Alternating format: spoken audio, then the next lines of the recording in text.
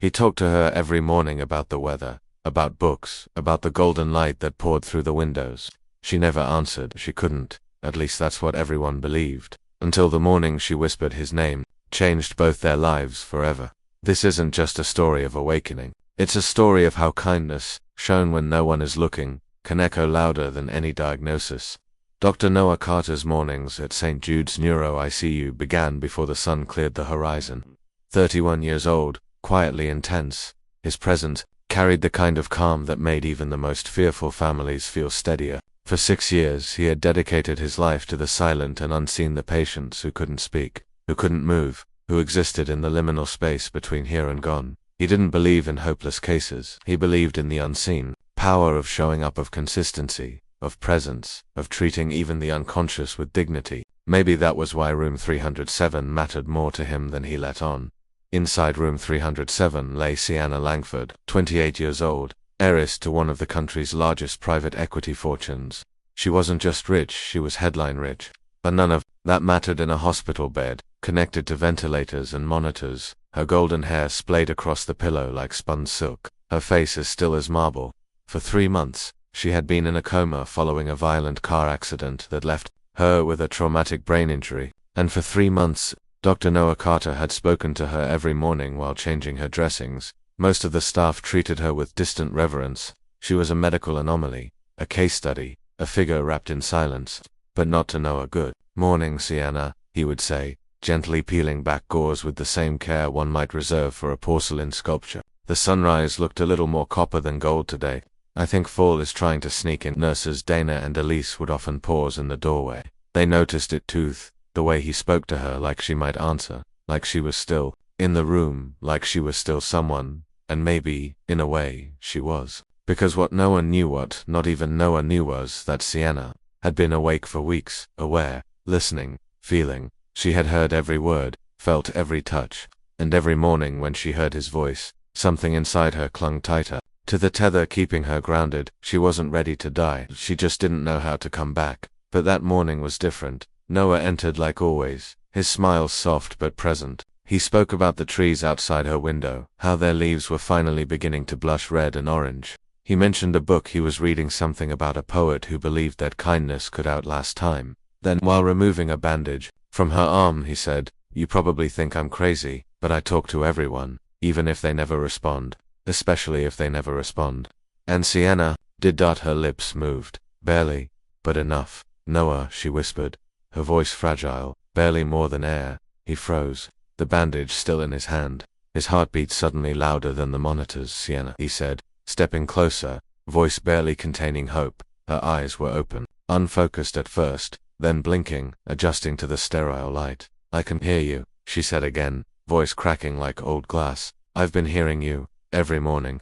For a second, Noah forgot protocol, forgot the hospital, forgot everything except the miracle unfolding inches from his face. "You're awake," he said, stunned. "You're back." And just like that, the impossible became real. Dr. Noah Carter stood frozen, halfway between disbelief and duty. Sienna Langford's eyes, blue, clear, very much alive, were locked onto his.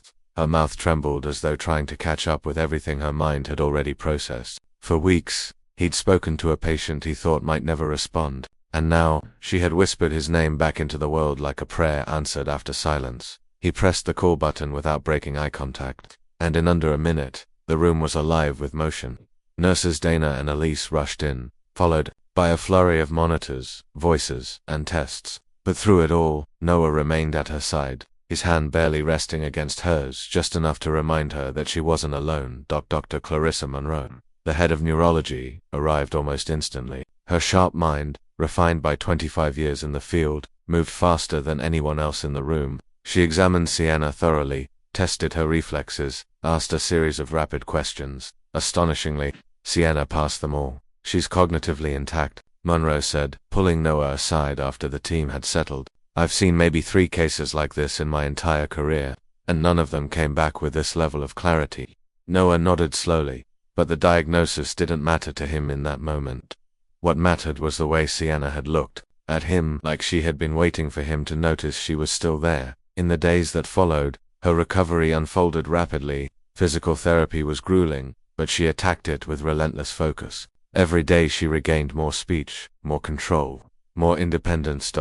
And Noah was still there, though now he sat with her not as her doctor, but as something else, a friend, a companion, maybe more. They really talked. Sienna shared what it was like to be trapped in her own body, able to hear but not respond, how terrifying it was at first, how desperately she had tried to blink, twitch, move anything but nothing worked. I knew who was in the room, she said one afternoon, her voice stronger than it had been the week before. Some doctors would poke, prod, whisper about my odds, like I wasn't even there. But you told me about trees, about books, about how the sunlight hit the window. I didn't know you could hear me, Noah replied quietly. No, she said. That's what made it matter more.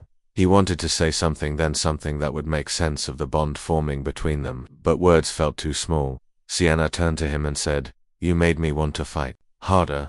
Sienna Langford had always been known for her strength, but never for her vulnerability.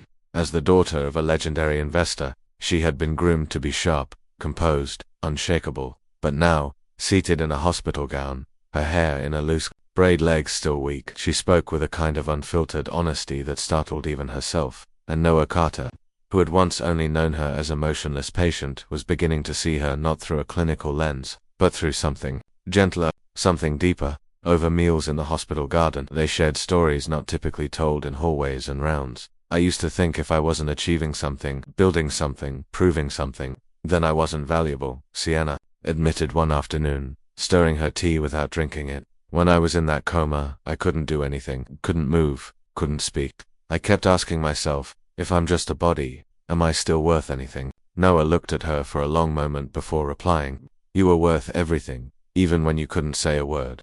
Sienna blinked quickly, swallowing emotion that threatened to spill. You didn't even know me. I knew enough, he said. I knew someone was in there. I knew you mattered. That was the turning point. From then on, their connection grew with a quiet momentum. There was no flirtation, no rush, just shared truths. Walks through the rehab wing, talk of poetry and philosophy and memories that left them both changed. Noah told her about his younger brother, how he died in a car accident when they were both teenagers, how helpless he felt watching someone he loved slip away without being able to stop it. That was why he became a doctor, why he believed in speaking to the silent, why he refused to see coma patients as statistics. Sienna listened like no one else ever had. In return, she shared what life had been like at the top, the boardrooms, the investment meetings, the dinners where people looked past her and only saw her last name. You'd be amazed how many people think they love you when you're worth billions, she said, and how few still care when you have nothing to give. You don't have to give anything to be loved, Noah said. That's the point. For the first time in years, Sienna believed him. 2 weeks later, Sienna Langford stood in front of the mirror in her hospital room, dressed in jeans and a pale sweater, her hair freshly brushed and tied back loosely. Caught the morning light like it had the first day Noah had ever seen her, but this time, her eyes were open, alert, and filled with something rare, peace. She was being discharged that day. The moment was bittersweet. Freedom meant no more tests, no more machines, no more midnight rounds, but it also meant leaving behind the quiet rhythm she and Noah had built, a rhythm that was never planned, but had become a beat she didn't want to lose. Before she left, she asked Noah if they could take a walk. They moved slowly through the hospital courtyard, the same one they'd wandered during her recovery. She paused under the same tree, the one that had begun shedding gold and rust-colored leaves just as she had begun to bloom again. I don't know how to thank you, she said softly. You already did, Noah replied, stuffing his hands in the pockets of his coat. By coming back, Sienna turned to him. Would you have dinner with me sometime? Not as doctor and patient, just us. Noah hesitated only for a moment.